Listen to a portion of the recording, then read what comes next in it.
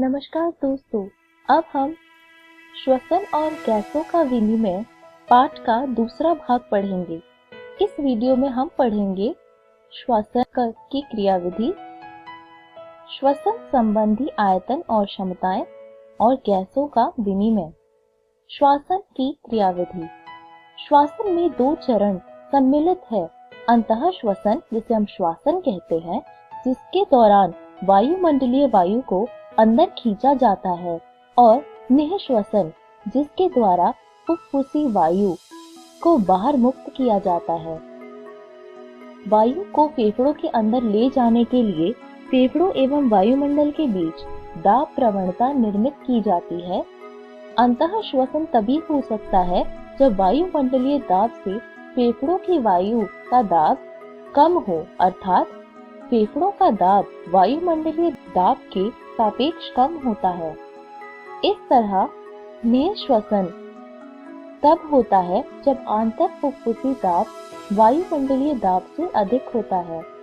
Diaphragm और एक विशिष्ट पेशी समूह वायु का फेफड़ों में प्रवेश इस तरह की प्रवणताएं उत्पन्न करते हैं।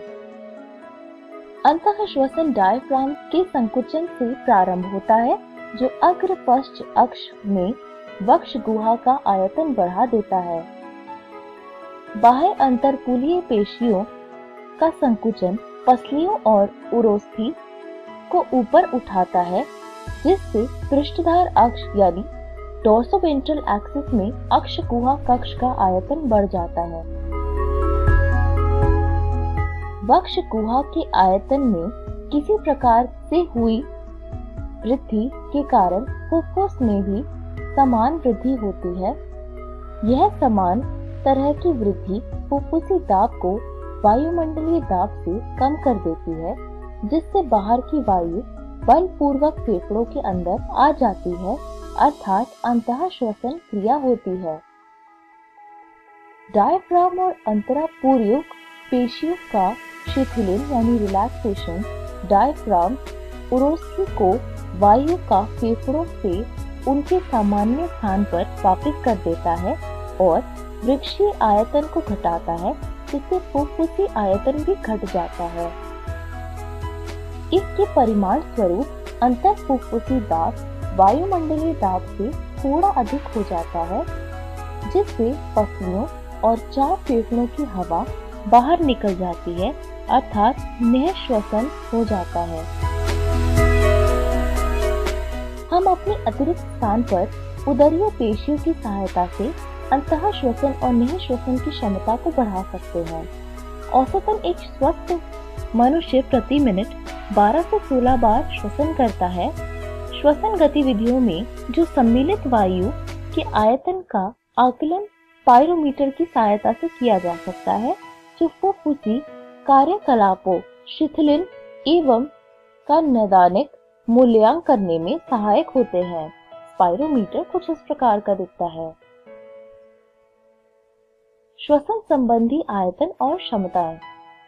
ज्वरीय आयतन यानी टाइडल वॉल्यूम, जिसको हम टीवी लिखते हैं, सामान्य श्वसन क्रिया के समय प्रति श्वास अंतः श्वासित या निःश्वासित वायु का आयतन यह लगभग 500 मिलीलीटर होता है, अर्थात स्वस्थ मनुष्य लगभग 6000 से 8000 मिलीलीटर वायु प्रति मिनट की दर से अंतः श्वासित तथा निःश्वासित कर सकते हैं। अंतः श्वसन सुरक्षित आयतन यानी इंस्पिरेटरी रिजर्व वॉल्यूम IRV वायु आयतन की वह अतिरिक्त मात्रा है जो एक व्यक्ति बलपूर्वक अंतः श्वासित कर सकता है। यह औसतन 2500 मिलीलीटर से 3000 मिलीलीटर होता है। निःश्वसन सुरक्षित आयतन यानी एक्सपिरेटरी रिजर्व वॉल्यूम ERV वायु आयतन की वह अतिरिक्त मात्रा जो एक व्यक्ति बलपूर्वक निःश्वासित करता है। औसतन यह 1000 मिलीलीटर से 1100 मिलीलीटर होता है। अवशिष्ट आयतन यानी रेजिडुअल वॉल्यूम RV वायु का वह आयतन जो बलपूर्वक निश्वासन के बाद भी फेफड़ों में शेष रह जाता है। इसका औसत 1100 मिलीलीटर से 1200 मिलीलीटर होता है। ऊपर वर्णित कुछ श्वसन संबंधी आयतनों को जोड़कर फुफ्फुसी क्षमताएं निकाली जा सकती है, जिनका नैदानिक उद्देश्यों में उपयोग किया जा सकता है। अंतः श्वसन क्षमता यानी इंस्पिरेटरी कैपेसिटी IC सामान्य निःश्वसन उपरांत वायु के कुल मात्रा जो एक व्यक्ति अंतः श्वासित कर सकता है। इसमें ज्वारीय आयतन तथा अंतः श्वसन सुरक्षित आयतन सम्मिलित है। इसको हम TV प्लस IRV लिख सकते हैं। निःश्वसन क्षमता यानी एक्सपिरेटरी कैपेसिटी EC सामान्य अंतः श्वसन उपरांत वायु की कुल मात्रा जिसे एक व्यक्ति निःश्वासित कर सकता है। इसमें ज्वरीय आयतन और निःश्वसन सुरक्षित आयतन सम्मिलित होते हैं। इसे हम TV प्लस ERV लिख सकते हैं। क्रियाशील अवशिष्ट क्षमता यानी फंक्शनल रेजिडुअल कैपेसिटी FRC सामान्य निःश्वसन उपरांत वायु की वह मात्रा जो फेफड़ों में शेष रह जाती है। इसमें निःश्वसन सुरक्षित आयतन और अवशिष्ट आयतन सम्मिलित होते हैं।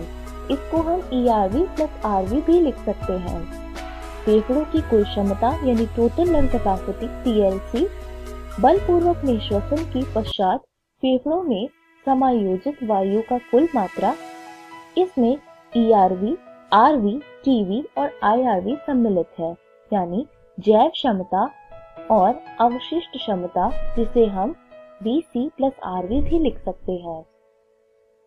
जैव क्षमता यानी वाइटल कैपेसिटी VC बलपूर्वक निःश्वसन के बाद वायु का वह अधिकतम मात्रा जो एक व्यक्ति अंतः श्वासित कर सकता है। इसमें ERV, TV और IRV सम्मिलित है, अथवा वायु की वह अधिकतम मात्रा जो एक व्यक्ति बलपूर्वक अंतः श्वसन के बाद निःश्वासित कर सकता है। गैसों का विनिमय। कुपिकाएं गैसों के विनिमय के लिए प्राथमिक स्थल होती है। गैसों का विनिमय रक्त और ऊतकों के बीच में होता है। इन स्थलों पर ऑक्सीजन और कार्बन डाइऑक्साइड का विनिमय दाब अथवा सांद्रता प्रवणता के आधार पर सरल विसरण द्वारा होती है। गैसों की घुलनशील के साथ साथ विसरण में सम्मिलित झिल्लियों की मोटाई भी विसरण के दर को प्रभावित करने वाले कुछ महत्वपूर्ण घटक है। गैसों के मिश्रण में किसी विशेष गैस की दाब में भागीदारी को आंशिक दाब कहते हैं और उसे ऑक्सीजन तथा कार्बन डाइऑक्साइड के लिए क्रमशः PO2 तथा PCO2 द्वारा दर्शाते हैं। वायुमंडलीय वायु और दोनों विसरण स्थलों में इन दो गैसों की आंशिक दाब तालिका में दर्शाए गए हैं और ये कुछ इस प्रकार के दिखते हैं। सारणी में दिए गए आंकड़े स्पष्ट रूप से कपिकाओं से रक्त और रक्त से ऊतक में ऑक्सीजन के लिए सांद्रता प्रवणता भी संकेत देते हैं। इसी प्रकार कार्बन डाइऑक्साइड के लिए विपरीत दिशा में प्रवणता दर्शाई गई है, अर्थात ऊतकों से रक्त और रक्त से कुपिकाओं की तरफ। चूंकि कार्बन डाइऑक्साइड की घुलनशीलता ऑक्सीजन की घुलनशीलता से 20 से 25 गुना अधिक होती है, अंतः विसरण झिल्लिका में से प्रति इकाई आंशिक दाब के अंतर विसरित होने वाली कार्बन डाइऑक्साइड मात्रा ऑक्सीजन की तुलना में बहुत अधिक होती है। विसरण झिल्लिका मुख्य रूप से 3 स्तरों में बनी होती है, यथा कुपिका की पतली शल्की उपकला यानी शल्की एपिथेलियम, कुपिकाओं की कोशिकाओं की अंतःकला और उनके बीच स्थित आधारी तत्व। फिर भी इनकी कुल मोटाई 1 मिलीमीटर कोशिका से बहुत कम होती है, इसलिए हमारे शरीर में सभी कारक ऑक्सीजन की कोशिकाओं में ऊतकों और कार्बन डाइऑक्साइड से कोशिकाओं में विसरण के लिए अनुकूल होते हैं। इस वीडियो में हमने सीखा श्वासन की क्रियाविधि, जिसमें हमने पढ़ा श्वसन संबंधी आयतन और क्षमताएं और गैसों का विनिमय। अगली वीडियो में हम पढ़ेंगे गैसों का परिवहन, जिसमें हम पढ़ेंगे ऑक्सीजन का परिवहन और कार्बन डाइऑक्साइड का परिवहन, श्वसन का नियमन और श्वसन के विकार। धन्यवाद।